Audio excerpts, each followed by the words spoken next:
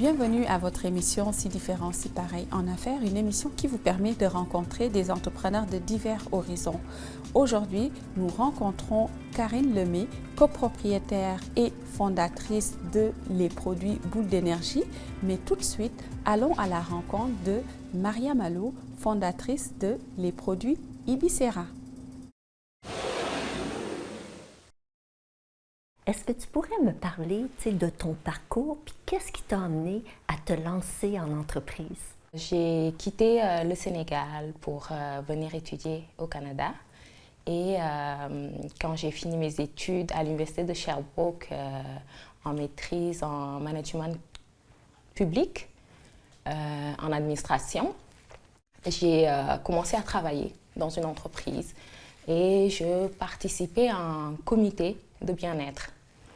Donc, étant donné que parallèlement, je faisais beaucoup de réseautage, j'étais dans des événements, j'ai eu un déclic. À un moment donné, je me suis dit, mais il manquerait quelque chose, un breuvage, quelque chose d'intéressant pour les gens que je ne vois pas, parce que souvent dans des événements, ce qu'on retrouve, c'est de l'eau, c'est de l'alcool, et pour les gens qui ne boivent pas, donc ça peut être plate.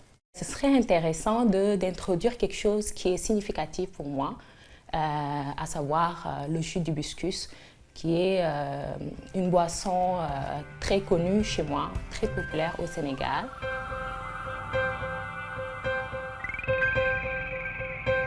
Il est arrivé une journée où une amie m'a fait boire en fait, une boisson avec la fleur d'hibiscus qui était dessus. Et je me suis dit, waouh, c'est vraiment ça qu'il me faut. Et j'ai fait une proposition, je me suis dit, ce serait intéressant de faire connaître ce produit-là aux gens qui sont ici, à la population québécoise, d'autant plus que l'accent sur le bien-être est vraiment fort significatif. Et ça rejoint aussi cette culture que je voulais partager, qui vient de chez moi, qui me représente et qui me fait vivre. Donc, c'est un peu ça, mon parcours. Ah, ouais. Et puis, est-ce que tu peux me parler un petit peu plus en détail de ton produit à toi, là? Alors, Ibicera, en fait, c'est un jus naturel fait à base de fleurs d'hibiscus. Et puis, c'est une boisson désaltérante, donc qui est délicieuse. Et en plus, c'est un voyage gustatif, culturel. C'est une boisson qui a beaucoup de vertus.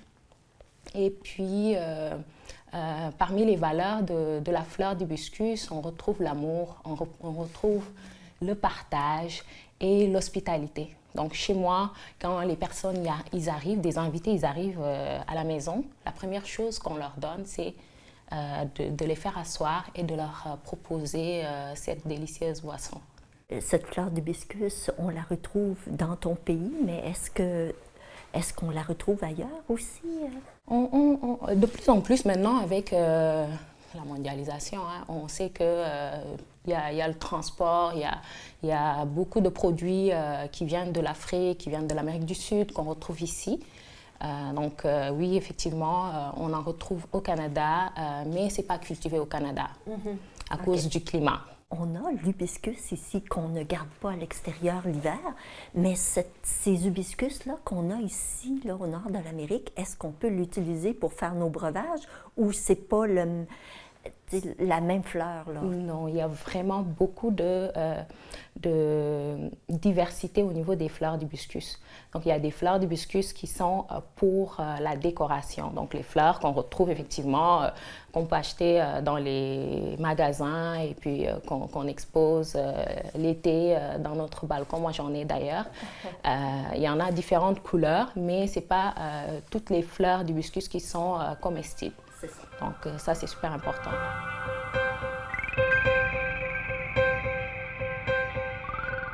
Quel est ton client cible? Quel marché vises-tu avec ton produit? En fait, moi, je vise la population québécoise. Mais tout le monde aussi peut se procurer mon produit. Donc, ça peut être aussi des gens qui l'ont connu dans des voyages, des Africains qui l'ont vu aussi longtemps, qui l'ont utilisé beaucoup et qui sont ici, Mais il y a cette nostalgie-là de revoir le produit, de pouvoir y goûter à nouveau. Donc, c'est vraiment tout le monde peut avoir ce produit-là. Mais je parle beaucoup de partage et d'amour. Donc, c'est super important pour moi. Je veux partager quelque chose qui vient de moi, qui vient de chez moi, et je le partage à quelqu'un qui ne le connaît pas. Donc, je vous le partage aussi à quelqu'un qui peut s'ouvrir et qui est amené à aimer cette fleur, cette boisson. C'est vraiment ouvert à tout le monde. Ouais. Puis on peut s'en procurer où? La boisson, au fait, tu peux en avoir par des packs sur mon site Internet que je propose à Sherbrooke en livraison ou en cueillette. Quelles ont été les étapes clés pour la reconnaissance que tu as de ce produit-là? La particularité, c'est que je mets beaucoup l'accent sur le bien-être, sur les bienfaits du produit, et je mets l'accent aussi sur la sensibilisation. J'éduque les gens qui me suivent sur les réseaux sociaux, sur Instagram, sur Facebook, à connaître cette fleur-là, parce que moi, de chez moi, on l'utilise beaucoup, mais différemment. Parce que c'est très sucré, la façon dont on l'utilise, et puis c'est pas ça qui est bon pour notre corps, notre bien-être. Donc, j'ai voulu mettre l'accent sur ça en influençant un peu les gens à être conscients de la consommation. Donc, je fabrique cette boisson en mettant très peu de sucre. Donc, ce qui fait que ça se différencie très rapidement avec ce qu'on peut retrouver, par exemple, chez moi. Et ça attire beaucoup aussi la clientèle que je disais, qui est les natifs d'ici, qui apprécient vraiment cette particularité.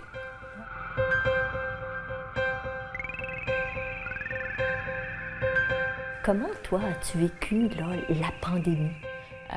Quand la pandémie a commencé, j'étais en télétravail. Donc, ça m'a permis un peu de pratiquer, de tester mes produits, d'y aller vraiment pas à pas, ce que j'ai fait. Donc, j'ai voulu adapter mon entreprise à mes disponibilités, à ma personnalité.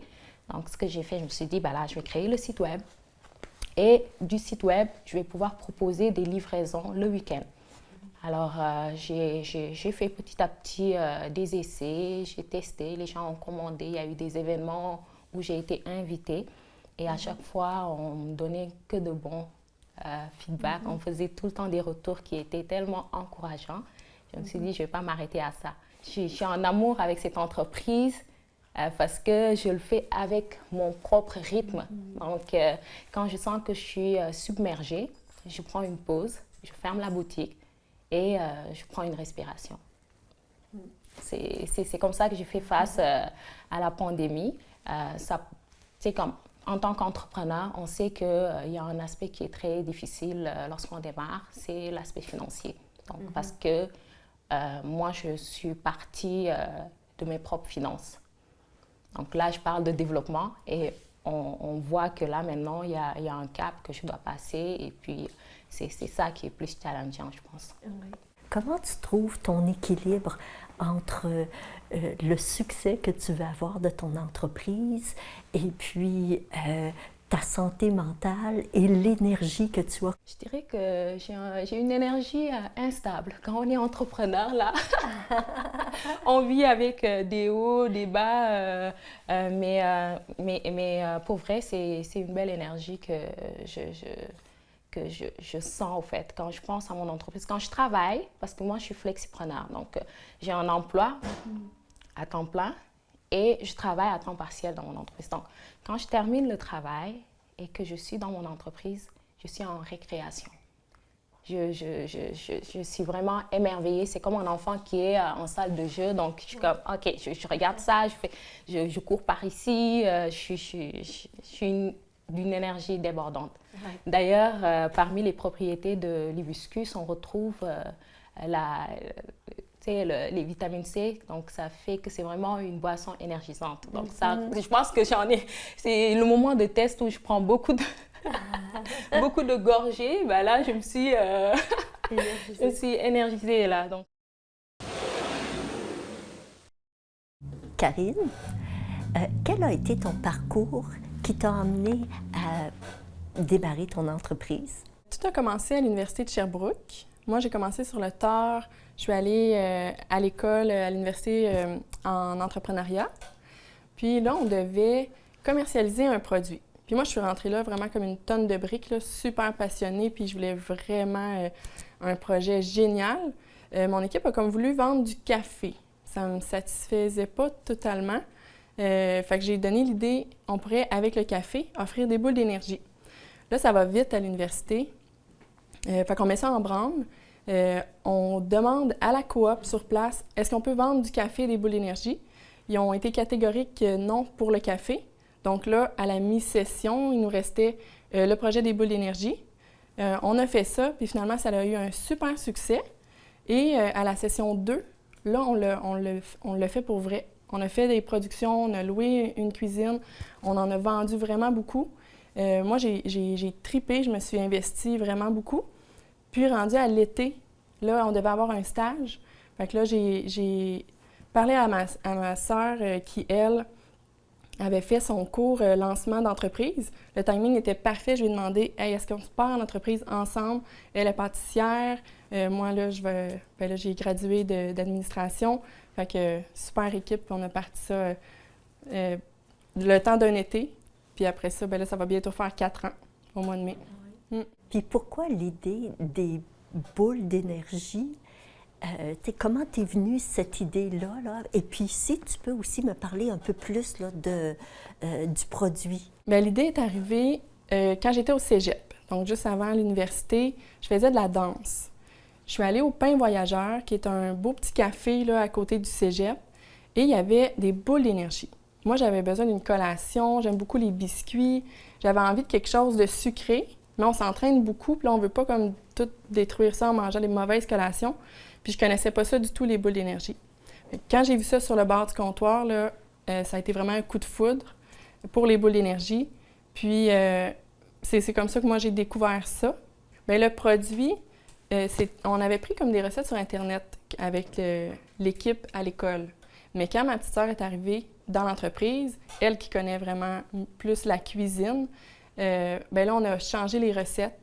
On est allé avec de l'avoine, tous des ingrédients vraiment simples et crus. C'est ça aussi là, qui est génial, de pouvoir manger du cru plutôt que des biscuits, des barres tendres.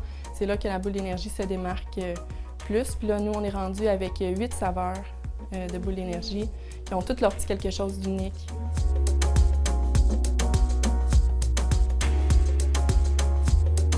Quels sont là, vos clients cibles? Là? Quel marché avez-vous ciblé? Ça a commencé avec, bien sûr, les étudiants, parce que directement sur le campus, on s'est rendu compte qu'il y avait, que les jeunes, souvent, ne déjeunaient pas, ou tu sais, qu'au niveau organisation de leur alimentation, là, il y avait un manque à gagner beaucoup. Donc, ça a été nos premiers clients cibles. Après ça, on a élargi un peu les gens d'affaires, les gens qui ont vraiment des vies actives et très occupées. On n'est pas allé directement vers les sportifs de haut niveau avec toute la protéine, tous les petits détails vraiment poussés du côté nutrition. On est plus allé les sportifs amateurs, les gens actifs, les gens qui ont vraiment des défis à surmonter. Puis nous, ce qu'on aime offrir avec la boule d'énergie, c'est du soutien, du courage, puis de l'énergie pour commencer la journée ou poursuivre en après-midi là, quand on a des gros défis.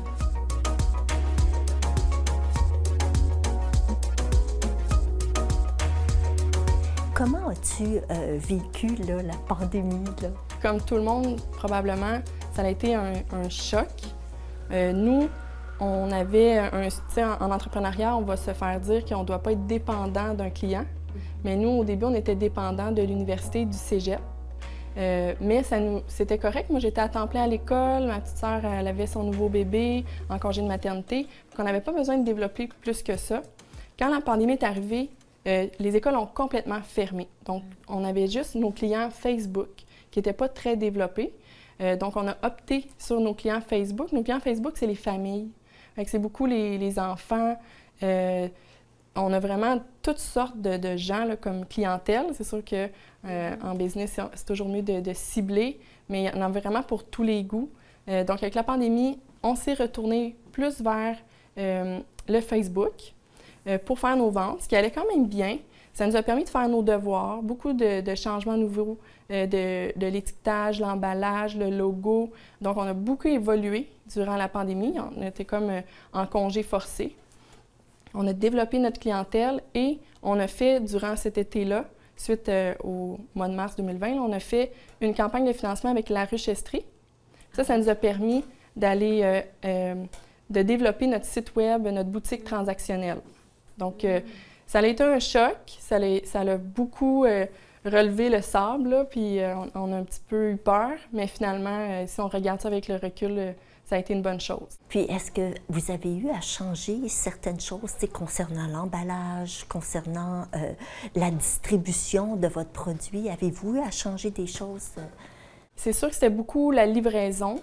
Donc, les gens venaient moins chercher ici. Puis au niveau de la livraison, il y avait beaucoup un protocole pour être certain.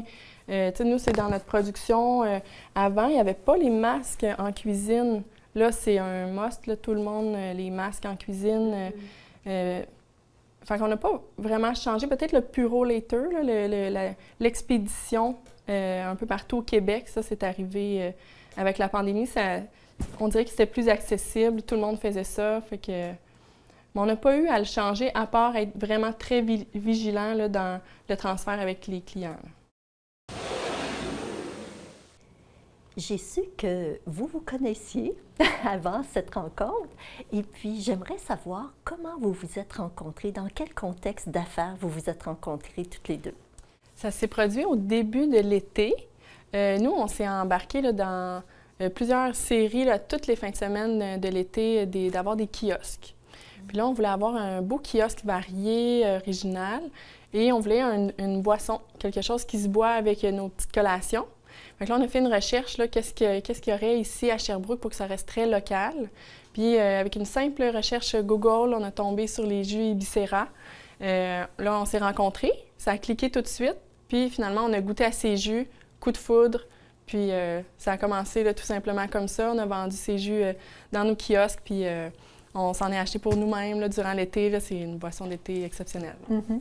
Puis pour toi, Mariama, comment a été cette rencontre-là pour toi? Ah, c'était incroyable, c'était très naturel. Ce que j'aimais, c'est sa générosité à venir me parler et puis apprécier. Donc, j'entendais plus mon produit que son produit. J'étais comme, OK. Donc, qu'est-ce qui se passe là? Mais je me suis rendu compte que c'est quelqu'un de très humain. Et moi, c'est des gens avec lesquels que j'aime échanger, interagir. Donc, ça m'a beaucoup nourri. Mm-hmm. Et j'ai pu avoir mes produits dans tous les marchés pratiquement. Beaucoup de marchés, alors que j'étais au travail, je ne pouvais pas y aller. Donc, elle a fait une belle représentation des produits Ibicera. Et ça, c'est vraiment incroyable. C'est tellement facile à vendre. Ça attirait les gens au kiosque, un super beau marketing. Ça a été un beau partenariat, toutes les deux? Oui, vraiment. Ensemble, là, moi, je trouvais vraiment que ça fonctionnait, puis les clients ont eu l'air de penser la même chose. Ouais. C'est vraiment un beau combo parce que là, on a un jus qui est naturel avec des produits qui sont naturels, des collations qui sont des boules d'énergie, qui donnent de l'énergie autant que les jus t'en donnent. Donc, c'est vraiment incroyable. Moi, je les ai goûtés et je suis tombée en amour.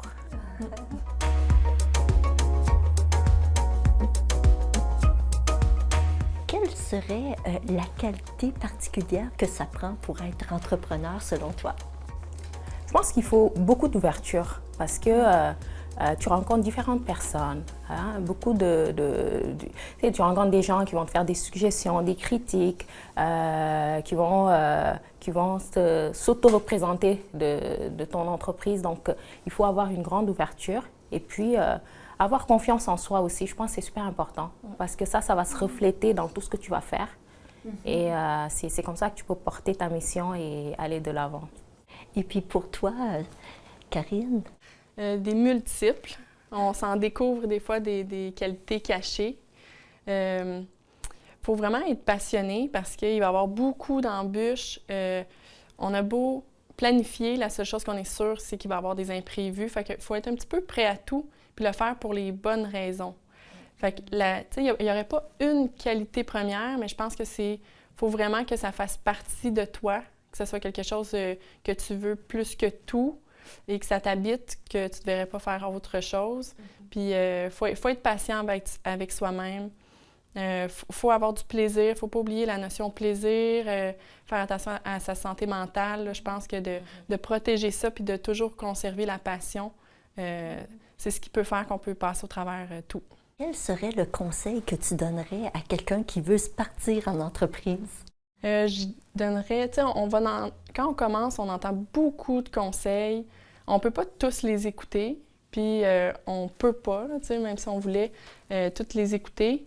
Le conseil que je dirais, c'est de s'écouter soi, de prendre le temps de se préparer et pendant le parcours entrepreneur, faire attention à soi parce que même quand on est en affaires avec les autres personnes, c'est nous l'entreprise.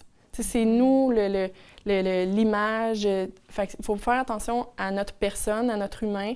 La santé mentale, beaucoup, on en parle beaucoup ces temps-ci, mais moi, je trouve qu'au niveau entrepreneur, là, c'est un sujet qu'on devrait en parler encore plus. Puis, c'est ça, prendre soin de soi, des humains autour de nous, les relations, je pense que ce serait le meilleur conseil. Et même, j'ajouterais d'éviter de se juger, de trop se juger.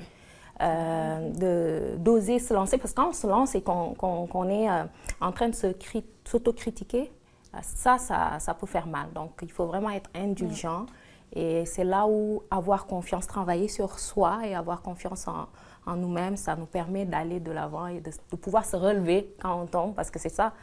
Et c'est des hauts et des bas, donc c'est pas juste se lancer aujourd'hui et puis grandir le lendemain. Il faut travailler, il faut être passionné, il faut savoir prendre des pauses, prendre soin de nous-mêmes et se relancer. Donc, c'est une belle expérience à vivre. Ouais.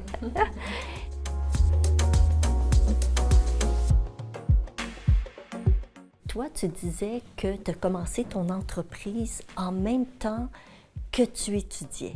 Oui. Et puis, j'aimerais ça que tu me partages, comment tu as vécu ça, cette période-là? Donc là, je commence l'école à 27 ans. J'avais 27 ans quand j'ai commencé l'université. Puis, ça s'est comme présenté. Fait que moi, j'ai juste embarqué tout le temps pour pousser le projet plus loin. Puis là, finalement, ça a été vrai. OK, là, on me dit oui pour que je puisse faire mon entreprise. J'avais pas vraiment réfléchi. Je me suis lancée comme sans regarder un peu qu'est-ce que ça allait donner, les deux ensemble. L'école à temps plein, je pense que j'ai sous-estimé c'est quoi être à l'école à temps plein, à l'université. Même si on aime ça, c'est quand même difficile.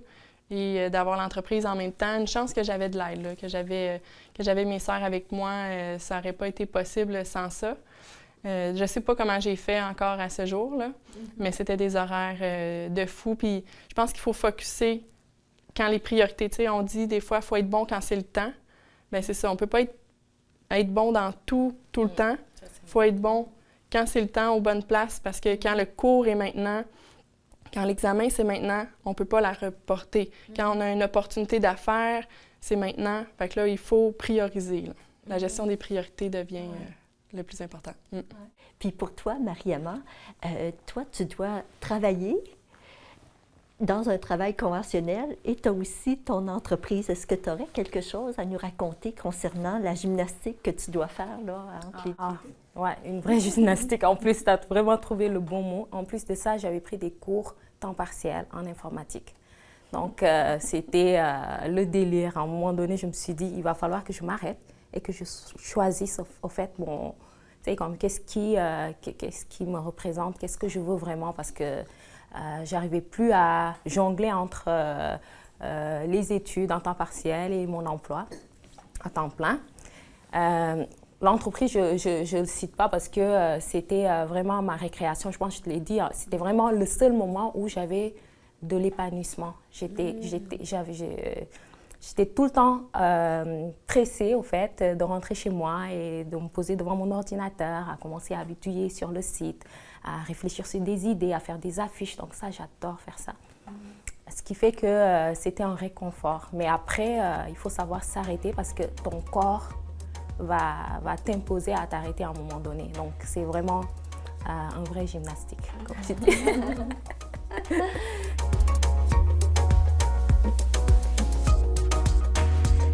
Est-ce que tu as une petite histoire par rapport à l'anecdote que tu voulais nous raconter? Là, ici, on est dans notre local qui nous apporte beaucoup de confort, mais ça n'a pas toujours été comme ça. Avant, on louait au centre communautaire là, qui ont une très belle cuisine, super service, mais ça demandait de vraiment tout déplacer tout le temps. C'était toute une organisation.